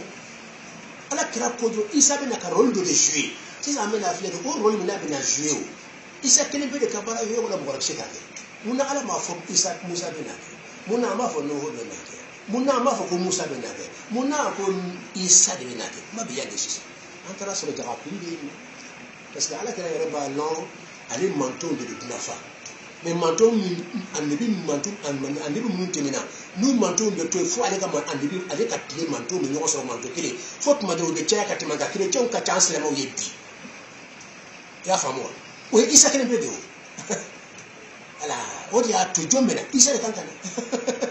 bora sekana Ibrahim sekana Ibrahim ka mawti ka do bidna ko Musa sekana Musa ka mawo macha ka Isa ka mawo bo donc Isa de ka mawo ka tabi ale ka anibu ale ka monton che lela bi ya famu de mo ala ka dumba lo ka foni Isa ka monton ni o te mo re ka monton ni we ale ala ka monton ni kunu ni ba Muhammadullah an ba fu yu bo ka ni bi da ta kalama aka ta research ga ban nan tara sigi deba ka ta research damna an ba anibu ra tubulo de Isa klitimina atle mo utimina ubi ala kira tile bi abe ala kira ka mantonge ye uyu bauka annabi diga ala kira ile ko zeju kuma bibli kono ko ni tiya ni bena na ale kofe dowre bena febere bena ale dowre bena ale kofe dowre bena kofe ko nyo dowre na fara dowre nyo ndo de donc ala isa ye kuma isa ye bibli kono ko dowre bena ale kofe donc ko ya ale isa tile bana ko ta to fila dowre bena kofe donc ni bena kofe o tile na sisa donc Isa ere ka son alakira Muhammad we ka Isa la batu Isa de ko ka tibi na kofe et puis atla ka tara masoro fo ka tibi de fara parce que chama mena ko ye chido ni na Jésus kofe e beta so kalon de to de tamye ko na baka bondi ko ye chido ni alors abebe ala ba beli mo et puis ala ma awla ma ka pe fara mais mi ye nyatri aw ba ye aben nya Syria aw ba Syria aben Jésus ka chido nya aben Jésus fa Syria donc Muhammad na ka Syria ka Isa ka Syria ka ira hadisa ko mo ni bali man yala aka fo ala ka chidendo ka fo ala ka nido ala ka kuma kando da haram ibi tasma ko donc Muhammad de nana ka Jésus donc ils y fait ko ta mesela ko andi bina ko abeda fara Muhammad ken bella amada fa mo be shila dinde croye abena role de ke mais abena ka annabi leba nyono tumbe croye abena ni kitabu kura de wa annabi ka lebe no chigudo chide ka chide me no chigodi ni ye chide nye chide me chini kitabu di ka fo chide mbi ni kitabu kura fleni nye et puis mbena sharia kura jiga ko to fo mo wiye Isesi mana okai isa mana okama kabila sharia kura di muhoma ali livru kile fana tini livru kura tena to ka fo livru darama aka annabi ya min temna o annabi kura ndi bala abena ri min kenya annabi kura ndi bala toujours fo kata nabli o di bala da hara fana o annabi kura ndi bala halla na shi kebe ayi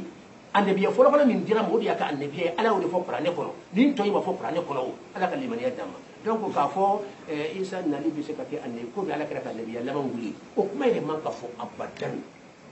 comme ça parce que dernier minute en bolo mi fait min be ala kira dona no ye khalifa ye no ye mahdi muhammad al mahdi na fara mahdi dron amba fa to ni ta to make muhammad dron be am dana nyire ala kira ko ni mahdi ma ko to ni ali to be ki nyon tadi o tigi to ko muhammad ka fo ka jeri ni ko ye mahdi ye dron du ko fa mo fa am ni kale ka a to parce que mahdi te to yo ko mahdi ma kutudi mahdi ye ko mo kandale ni hadi ni me mo kandale mahdi ala yɛrɛ maa min kan dɛ mahdi ye mɔgɔ ko t'a tɔgɔ ye o ye mankutu di donc a tɔgɔ yɛrɛ jumɛn ye o de ye muhamadu ni k'e ye muhamadu ye an b'a fɔ aba e tɔgɔ yɛrɛ ni ko ibrahima an b'a fɔ ala kira ten ma ni ko isa an b'a fɔ ala kira ten ma ni ko muhamadu an b'a fɔ ala kira o ye muhamadu ye mais an tɛ da fana dɛ ala kira ye mankutu tɔ min fana fɔ n b'o bɛɛ ɲininkali kɛ n'o bɛ dafa la tuma min sisan an bɛ sɔrɔ ka ayiwa a ɲɛɲini ala ka limaniya da donc ala kira muhamadu ye anabi laban ye o de y'a to mahdi b'a fɔ isa ye bila n'i ka seli munna mahdi de b'a fɔ isa ye bila ɲɛ ka sali u bɛ ɲɔgɔn sɔrɔ tile kelen mun na a b'o fɔ a ka anabiya kɔrɔ min daraja b'a la a y'a fɔ ka da o ye anabiya kɔrɔ tɛ yen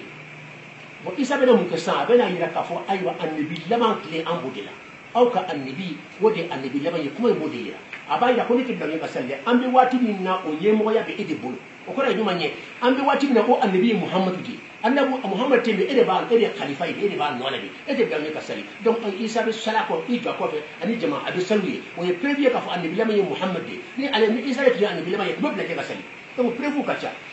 hakili la o ye jaabi sɔrɔ ma ye. D'accord, comme waati sera yana iftisaru vraiment sabari an b'a fa na karamɔgɔ tiɲɛna an b'a remercier non voilà an b'a remercier kuma laban min na o ta ouais bi tabi fana n bɛ kuma laban ta i fana bɛ kuma laban ta inchallah yan yɔrɔ la yɔrɔ fitinin dɔ bɛ yen ala kira muhammad mustafa sallallahu alaihi wa sallam ale de ye ciden laban ye sariya cira tɛna mɔgɔ min kɔfɛ kitabu tigi tɛna mɔgɔ min kɔfɛ ulil azimi tɛna mɔgɔ min kɔfɛ komi n yɛrɛ bɔra k'a fɔ cogo mais nabiyulayi isa min cira ka taa bani israila ale ye nabiyu le rasulu le ulil azimi le kitabu tigi lo n'a ka kitabu lɔnna k'o tɔgɔ bɛ ko injili alakira sallallahu alaihi wa sallam tɛmɛni kɔfɛ ni nabiyulayi isa sen ni dugumakolo sɔrɔ calcul bɛɛ lajɛlen na ani hakili bɛɛ lajɛlen na ani faamu bɛɛ lajɛlen na o b'a yira ko comment dire laban nana laban kɔfɛ donc dɔ ti na min kɔfɛ dɛ hakili bɛɛ ani kan bɛɛ la o de b'a yira k'o ye laban ye mais n'an taara nabilayi isa yɛrɛ la ala b'a to nabilayi isa yɛrɛ bɛ jaabi dɔ di an ma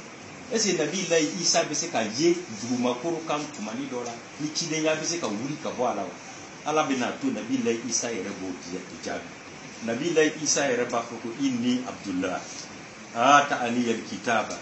wa ja'alani nabiyya wa ja'alani mubaraka aynama kuntu ne ye ala ka jɔn ne ye c'est que an b'a lɔn nabilayi isa a ma ala denya fɔ a yɛrɛ la a ka ala jɔnya de fɔ a la ata'ani alkitaba ko ala ta'ala ye kitabu d'a ma kitabu min d'a ma o ye injili le ye sika t'a la an b'a lɔn kitabu tigi ye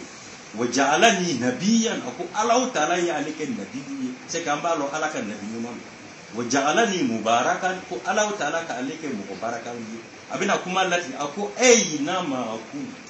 donc an b'a lɔn nabilayi isa ni mɔgɔ min lahara la f'a bɛ sɔrɔ dugumakolo kɔfɛ c'est que nabiyu lo n'a bɛ sɔrɔ sankolo la nabiyu lo n'a bɛ sɔrɔ kaburi kɔnɔ nabiyu lo n'a bɛ sɔrɔ barzakh kɔnɔ nabiyu lo n'a bɛ sɔrɔ alijana kɔnɔ nabiyu lo hali lahara tumana min na ni tere surunyana mɔgɔw la ni mɔgɔw bɛna fɔ ko u bɛ taa mɔgɔw fɛ mɔgɔ minnu n'olu bɛna se ka surunali kɛ pour que tere fitani bɛ nɔgɔya u bɛna taa adama fɛ adama bɛna fɔ ko tiɲɛ na ale tɛna se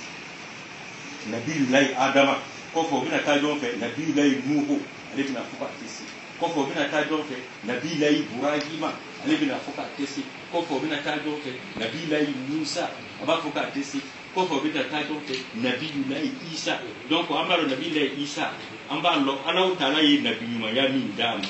ala ta'ala t'o bɔ a la a bɛ se ka fɔ comment dire président dɔ ma nin tun ye président kɔrɔ ye a bɔra a la nin tun ye ministre kɔrɔ ye a bɔra a la nin tun ye polisi kɔrɔ ye a bɔra a la nin tun ye chauffeur kɔrɔ ye mais a tɛ se ka fɔ mɔgɔ ma nin tun ye fa kɔrɔ ye ni mɔgɔ min kɛra i fa ye fɔ lahara i fa ye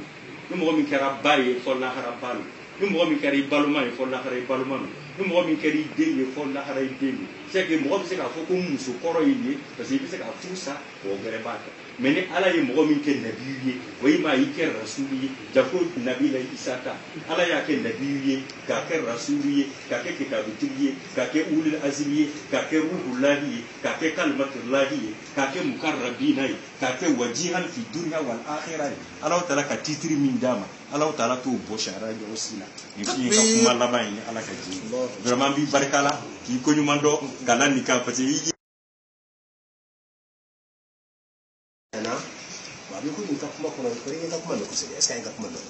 min fɔ ne y'o de fɔ n ko a ka annabiya fɔlɔ in annabiya filanan de tɛ yen ayi a nani dunalama na annabiya to yen annabiya fɔlɔ min a cira a ka waati min na a ka annabiya min fɔra kuranɛ kɔnɔ an k'o de y'a ka annabiya ye annabiya min ma fɔ kuranɛ kɔnɔ o t'a ka annabiya ye k'a fɔ a bɛna dilan laban na o annabiya o t'a ka annabiya ye annabiya fɔlɔ min fɔlɔ bɛ kuranɛ kɔnɔ o de y'a ka annabiya ye n y'a fɔ nin cogo de la fana ta bɛɛ mana kasɛ lamɛn o b'a min a kɔnɔ n k'o de b'a la dunan kɔnɔ yan o de b'a la lahara o de b'a la hali n'a taara a taara dunan yɔrɔ o yɔrɔ annabiya in de b'a la a tɛ yɛlɛma annabiya fila tɛ dɛ a bɛ se ka faamu n'o kɛra sisan o tuma an bɛna annabiya kelen an b'a fɔ ciden cira siɲɛ fila wa n'a kɛra ciden ye siɲɛ fila dɔrɔn kuma bɛ a cira fɔlɔ kuranɛ y'o fɔ mais ala kɛra k'a fɔ a bɛna dunan laban ka na rôle dɔ de kɛ k'o fana tɔgɔ de ko annabiya mais annabiya kɛwale bɛ nin ni annabiya de a bɛ na nin kɛ k'a fɔ n cira o ma nin de wa filɛ nin kitabu filɛ nin ani kuranɛ na a cira min na ani kitabu nana o la ani cira min na fɔlɔ kuranɛ min fɔ a cira ni kuranɛ o tɔgɔ ye kitabu ye o tɔgɔ ye ko linjili mais ni sa a bɛ na sa a tɛ cidenya baara kɛ parce que kitabu t'a bolo k'a fɔ awa ale kitabu kura dɔ de ma k'o d'aw ma ciden bɛ lɔ fɔlɔ n'i ka kitabu de ye ala ye mun de d'i ma k'e ka las'a ma zizisi na n'o ye o b'a yira k'a fɔ a tile banna a ka kitabu tile fana tɛ banna ala ka limaniya dan donc ne hakili la o ko o de ye kuma laban ye o de tun ye kuma laban ye ala ka bɛɛ lajɛlen kan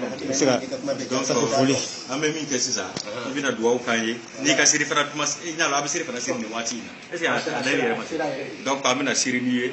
n'an sera an bɛna fɔ an ka karamɔgɔ ɲɛna an ta vraiment an fa fɛ a n'an ka karamɔgɔ cɛ an ye siri fana siri n'a ye nisɔndiya ka dama tɛ yen an ye diba nin fan bɛɛ ala y'an seri dugumɔgɔ bɛɛ b'a kalan wasa ni ɲɔgɔn ka kɛ mɔgɔw ka lafiya sa tiɲɛ ni kalen ka se ka bɔ ɲɔgɔn na walahi an ye diba sɔrɔ furu bi ko abdulwahab sila ala ka a ɲɔgɔn caya n'o ye diba kɛ fo siɲɛ 3 wala siɲɛ 2 wala mɔgɔ dama de sɔnna mais halisa karamɔgɔba kelen bɛ ka dugu fa denw a bɛɛ b'a yɛrɛ ɲini donc o ye e filɛ ka ɲa sisan mun na o t'e ta ɲɔgɔn f'u b'a fɔ k'aw bɛ kanu de kan mais n'a ko mɔgɔ min bɛ kanu k'o sera ka fara e ka ne sigi diba kan mun ne fini sigi donc e ka diba kɛ fo ka taa ban i ma ɲare kɔnɔ ɲa b'i la i nisɔndiyalen bɛ k'a sɔrɔ n bɛ kan k'i tana dama de fɔ e ma dimi i ma ɲini a ye kabakoya donc an ka tiɲɛ fɔ ɲɛ jumɛn de n b'o foli d'i ma n b'o foli d'i ma n b'a fɔ ala kan bɛɛ kan kan bɛ ala dɛmɛ n'a sɔrɔ ne bɛ ala kan kan i kan bɛ ala kan kan n'a sɔrɔ i bɛ kan bɛ ala kan kan n'i kan bɛ ala kan kan ala kan bɛ ala dɛmɛ yahdilahu man yasha ala kan bɛ dɛmɛ mais an ka kuma wallahi an ka dugumɔgɔ aw bɛ ka muruti karamɔgɔ ka diba kɛ waati bɛɛ bɛ nafa ye ni mɔgɔ y'i lamɛn aw bɛ nafa kɛ nin b'a la a ye karamɔgɔba tɔw wele an ka sigi man kan ka se ka ma mɔgɔw ka lafiya cidenw tora ka mɔgɔw bɔ dibi la n'an ka bi tile karamɔgɔ bɛ kan ka mɔgɔw dusu fa kalo dama a karamɔgɔ si tɛ falen ka se karamɔgɔ ɲɛna bɛɛ bɛ kuma kɔfɛ de ko ka taa kungo fara ɲɔgɔn kan ka kuma fɛ i karamɔgɔ ɲɔgɔn ka taa kumaw ɲɛna o bɛ saya fɛ o ye o se ka ɲɛ dɛ i y'a kɛ cogo min ta o ka wuli ka na wala o kan wele ou bien association islamique ko a ye karamɔgɔ wele aw bɛ se ka karamɔgɔba wele hali a mɛ mɛn ka tɔn dɔ bɛ yan nɔ ko jamalullah o ye tɔn dɔ de ye i y'a faamu u ye conférence dɔ la bɛn yan n fɔmana ka ɲɔgɔn na a diyara n ye fo ka dama tɛmɛ n y'a fɔ association islamique tɔ ye k'u bɛɛ ka ɲɔgɔn kɛ halisa mɔgɔ ma ɲɔgɔn kɛ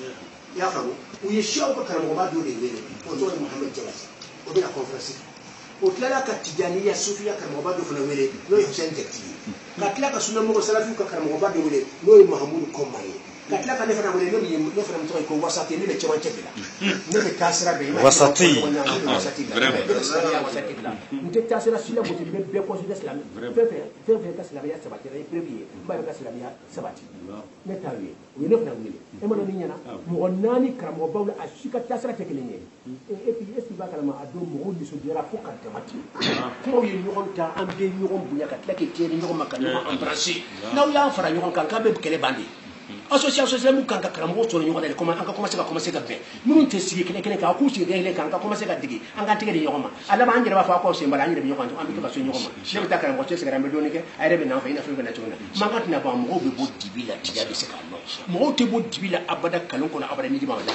ala do fo qur'an ko no fa in tanaza'tum fi shay'in ko naw ye ñoko soso ke duna wati labay na man kabila ga ñoko soso na chaya ko mo te ñonta ala kra ko ala ko ala ya fo qur'an ko no fa in tanaza'tum fi shay'in naw fura ñoko ko dine ko mawla fara kilim be ni bala farudduhu ila Allah aya si ala mani ala min fala wa rasuli ngatire min fala be ka tawfi mangambi ba o cheka ke abara fo kra mo ga ñoni donc ayi mi kana ka ñoni jazakumullah ka to ñina me ko ma ko kra mo ba ko se ka ñoni ko me fambe ka tabla kiru la kabla ba jula ni de ne se ba ñamba la ya la ba alhamdulillah jazakumullah donc ibina do la ban kan isa non vraiment mo ko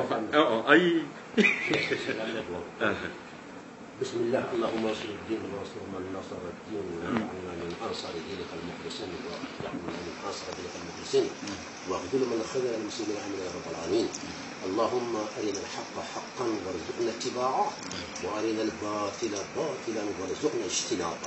يا ربي يميفوني يشيخك كله فمن يتناي على يكون جرانا كاسيغو يا مكاسيغو يو ala yɛrɛ kan gide min ye tɛnɛ ye a k'o jira n na a ka hinɛ kama fɛn min ye nkalon ye ala k'o jira n na k'an bɛn kisi ma nin ye kumaba dɔ de ye n'i ye min fɔ a bɛ hadisa fana kɔnɔ koyi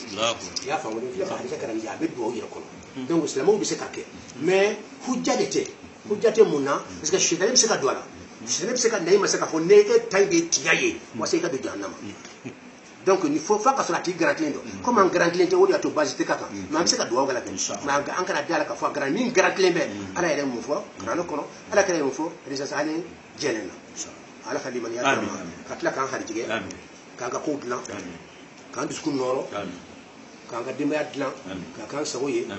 k'an kisi sɛtanɛ ma k'an kisi an ni dungo ma ala yɛrɛ k'an ka ko duwawu fɛn fɛn n'a bɛ bɛn ala ma ala ka bɛɛ jaabi ni fatiha ka ne ŋaniya ye bisimilahi rahmani rahim الحمد لله رب العالمين الرحمن الرحيم مالك يوم الدين إياك نعبد وإياك نستعين اهدنا الصراط المستقيم صراط الذين أنعمت عليهم غير المغضوب عليهم ولا الضالين